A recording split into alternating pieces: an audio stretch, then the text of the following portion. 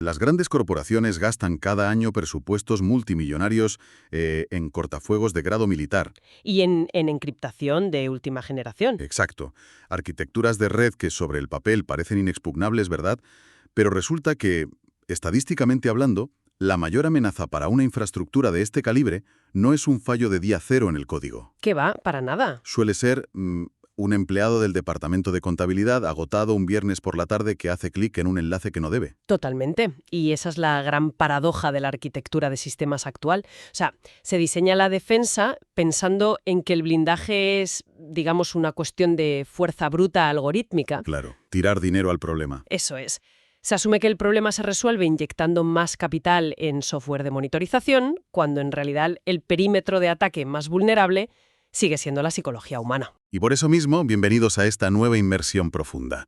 Hoy tenemos como material base un texto técnico y fundacional, el capítulo 1 del manual UF 1353 sobre la gestión de la seguridad informática. Que suena muy árido, pero es oro puro. Sí, pero a ver, la misión de este análisis no es repasar definiciones básicas que cualquier profesional de IT ya conoce. El objetivo hoy es desmitificar la ciberseguridad para quien nos escuche. Claro, demostrar que no es simplemente un antivirus que se instala y, bueno, te olvidas de él. Exacto. Es un proceso continuo, un organismo vivo que afecta a cada estrato de la empresa.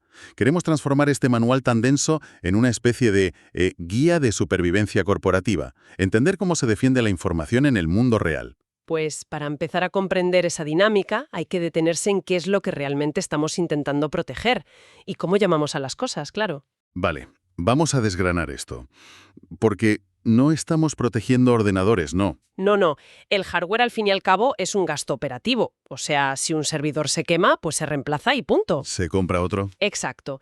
El impacto crítico recae sobre los activos de información. Hablamos de los datos, la propiedad intelectual, la reputación de la empresa y hasta los propios servicios. Y aquí es donde entra esa famosa tríada fundamental, ¿verdad? La que en inglés llaman SIA y en español es CID. Confidencialidad, integridad y disponibilidad. Esa misma. Y fíjate que a esa tríada clásica se le han sumado hace tiempo la autenticidad y algo súper importante que es el no repudio. Ya el no repudio que suena a término legal muy denso. Pero, a ver, yo siempre lo pienso con una analogía. La seguridad es como un banco físico. A ver, La confidencialidad sería la caja fuerte, ¿no? Solo entra quien tiene la llave. claro. Luego, la integridad es que el saldo de tu cuenta sea exactamente el correcto, que nadie haya alterado los números mágicamente. Sí, que no falten 50 euros de repente. Eso es. Y la disponibilidad es básicamente que los cajeros automáticos no se caigan en un viernes por la tarde cuando todo el mundo quiere sacar dinero. Me parece un ejemplo perfecto. Y lo fascinante aquí es que, en el mundo real, mantener esos cajeros funcionando al 100% y a la vez tener la caja fuerte cerrada a cal y canto genera fricciones. Muchísimas. Y además está el tema económico. El riesgo cero sencillamente no existe. O sea, es prohibitivamente costoso. El objetivo de una empresa no es eliminar el riesgo por completo, sino gestionarlo y reducirlo a un nivel que sea aceptable para el negocio. Y para gestionar ese riesgo, el manual insiste mucho en usar el vocabulario correcto, porque la gente mezcla términos en plan amenaza y vulnerabilidad como si fueran lo mismo. Uy, sí, en la prensa generalista lo hacen constantemente, pero tácticamente son cosas muy distintas. Una amenaza es, digamos, la causa potencial de daño. Un grupo de hackers externos o incluso una inundación es algo que viene de fuera. Vale. Y la vulnerabilidad es la debilidad interna del sistema. Por ejemplo, tener un software sin actualizar desde hace 3 años. O sea, la amenaza es el ladrón y la vulnerabilidad es dejarte la ventana abierta. Exacto. Y cuando cruzas esa amenaza con esa vulnerabilidad, obtienes el riesgo, que el manual define matemáticamente como probabilidad multiplicada por impacto. Claro, pero si ya tenemos claras las reglas del juego y las empresas tienen sistemas súper robustos, ¿por qué fallan las cosas continuamente? Porque, madre mía, vemos noticias de hackeos todas las semanas. Ya. Y esa pregunta nos lleva directos al factor humano y al enemigo íntimo, las amenazas internas. A ver, aquí tengo que cuestionar un poco esto. Siempre imaginamos al atacante interno como una especie de espía corporativo, ¿sabes? Alguien de traje vendiendo secretos industriales a la competencia en un USB de madrugada. De película total. Pero leyendo este capítulo, ¿No es la amenaza interna en su gran mayoría simplemente alguien muy torpe o que está muy cansado y hace clic donde no debe? Es que es exactamente eso. La figura del infiltrado malicioso existe, obvio, pero palidece frente a la negligencia. El atacante interno es muchísimo más peligroso que el externo por una sencilla razón. Ya tiene acceso legítimo. Claro, y ya está dentro del edificio, por así decirlo. Eso es. Conoce la empresa, pasa desapercibido mucho más tiempo. El desastre promedio no es un espía. Es alguien de sistemas que borra una base de datos sin querer porque llevaba 12 horas trabajando. O un correo de phishing. Exacto. Por eso, las soluciones no son solo poner más firewalls. Hay que aplicar principios organizativos como el principio de mínimo privilegio. Que es básicamente que cada persona acceda solo a lo estrictamente necesario para hacer su trabajo, y punto. Sí, y la segregación de funciones.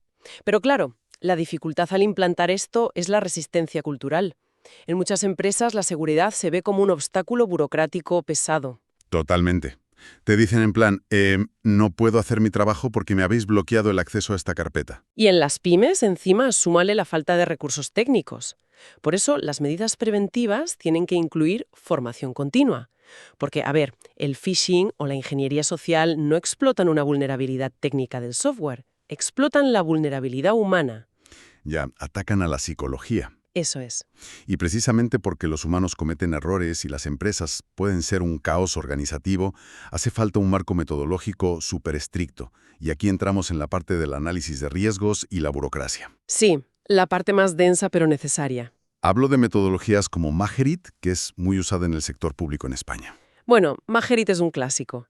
Es un flujo de 6 pasos, empezando por identificar qué activos tienes y qué amenazas les afectan, hasta estimar el riesgo real y decidir si ese riesgo se acepta, se mitiga o se transfiere. O sea, decidir si lo arreglas, si pasas del tema o si contratas un seguro, básicamente. Sí, muy resumido es eso. Pero claro, aquí es donde se pone realmente interesante. Porque no es solo un tema de buenas prácticas, es que la ley te obliga. Hablamos del RGPD europeo y su adaptación española, la LOPDGDD. Que sustituyó a la antigua LOPD del 99. Y menos mal, porque lo que está en juego ahora es serio. Multas de hasta 20 millones de euros o el 4% de la facturación global de la empresa. Que para una multinacional es una auténtica barbaridad de dinero. Sí, te hunde el negocio. Y hay obligaciones muy claras, como nombrar a un delegado de protección de datos si tratas datos a gran escala. Pero para mí, lo más loco de todo esto es la obligación de notificar las brechas de seguridad. Ah, sí. Las temidas 72 horas. Es que yo me imagino esas 72 horas como una cuenta atrás de una película de acción. O sea, descubres que te han robado datos y tienes solo 72 horas de reloj para investigar qué ha pasado, contener la fuga y reportarlo a la Agencia Española de Protección de Datos. Y el reloj no para ni en fin de semana. Claro. Todo eso antes de que caiga el peso de la ley. Imagina el nivel de estrés en ese departamento de sistemas. Si conectamos esto con el panorama general, te das cuenta de por qué es vital tener un plan de seguridad, lo que llamamos el plan director. Ese plan nace precisamente de todo este análisis de riesgos. No puedes improvisar en ese momento. Para nada. Es la hoja de ruta. Te dice qué proyectos de seguridad hay que financiar primero basándose en el impacto real al negocio. Si estalla una crisis, el plan director dicta quién hace qué, porque en esas 72 horas no tienes tiempo para hacer reuniones y debatir. Ya, no te puedes poner a discutir quién apaga el servidor. Exacto. Y claro, todas estas leyes, los protocolos en papel, los firewalls lógicos, todo eso es inútil si alguien puede, literalmente, entrar caminando a la sala de servidores y llevarse el disco duro bajo el brazo. Totalmente. Lo que nos lleva a la unión obligatoria entre la seguridad física y la lógica. Es que es una defensa holística. La seguridad física es proteger el entorno, ¿no? Cámaras de circuito cerrado, sistemas contra incendios de gas inerte. Que entiendo que es para no apagar un fuego en un servidor con agua y cargarte todo el sistema. Exacto. El gas desplaza el oxígeno y apaga el fuego sin dañar la electrónica. Y también están los SAIs, las baterías para los cortes de luz o el control biométrico para entrar al CPD, al Centro de Procesamiento de Datos. Vale, esa es la parte física. Y luego está la seguridad lógica, que es todo lo que basamos en software. Contraseñas, la autenticación multifactor, el cifrado de datos, ya sea en reposo con BitLocker o en tránsito usando VPNs. Y ambas cosas se necesitan mutuamente. Es una simbiosis. Porque, a ver, un candado físico de 1.000 euros no sirve de nada si la red Wi-Fi está totalmente expuesta y sin contraseña. Y al revés igual. El cifrado del disco lógico es lo único que salva a la empresa si alguien roba físicamente el portátil de un directivo. Y fíjate, la seguridad también afecta a procesos que parecen de otros departamentos, como recursos humanos. Si despiden a alguien, tienen que dar de baja sus contraseñas el mismo día. Si no, menudo agujero de seguridad. Sí, por eso ahora se habla tanto de DevSecOps. Es integrar la seguridad en el propio desarrollo, desde el minuto cero, no como un parche al final. Entonces, ¿qué significa todo esto? Quiero plantearte un debate. Si hoy en día casi todas las empresas están moviendo su infraestructura a la nube, a sitios como Amazon o Azure, la seguridad física deja de ser un problema del que deba preocuparse la empresa media. Uy, esa es una trampa mental muy común. A ver, es cierto que ya no tienes que preocuparte del gas inerte en el edificio de servidores, porque de eso se encarga Amazon. Claro, el problema físico lo gestionan ellos. Sí, pero el riesgo físico simplemente se traslada. ¿Dónde? A los dispositivos de los empleados, Ya. los portátiles en las oficinas con información en caché, los móviles de empresa sin un pin de bloqueo. Esos siguen siendo vectores de ataque físicos directos hacia esa nube corporativa. O sea que te roben el móvil en la cafetería sigue siendo una brecha física masiva. Exacto. Porque a través de ese móvil, el atacante accede lógicamente a toda la infraestructura que tienes en la nube. Madre mía. Pues a modo de resumen reflexivo, está claro que la gestión de la seguridad no es un destino al que llegas y dices, ¡ea! Ya estamos seguros. Que es una carrera armamentística constante, todos los días. Requiere mezclar la protección física de un búnker, la encriptación de una agencia de inteligencia y casi lo más importante, la pedagogía de un profesor para evitar que los empleados abran correos falsos. La concienciación es vital, sí. Y esto me lleva a un pensamiento provocador final. Algo para mulling over, para que la gente le dé una vuelta. A ver, Durante todo el análisis del manual, hemos señalado a la persona, al factor humano, como el eslabón más débil, la famosa amenaza interna accidental. Pero claro, a medida que avanzamos hacia sistemas automatizados e inteligencias artificiales que gestionan infraestructuras completas por sí solas, la pregunta queda en el aire. es un tema espinoso. Cuando una IA cometa un error de configuración masivo de forma completamente autónoma, ¿seguiremos considerándolo una vulnerabilidad técnica del software? ¿O la máquina se habrá convertido oficialmente en nuestra nueva, y quizás más peligrosa, amenaza interna? Es un debate filosófico y técnico brutal para explorar por cuenta propia. Desde luego, un tema apasionante que dejamos ahí para la reflexión. Y con esto cerramos nuestra inversión de hoy.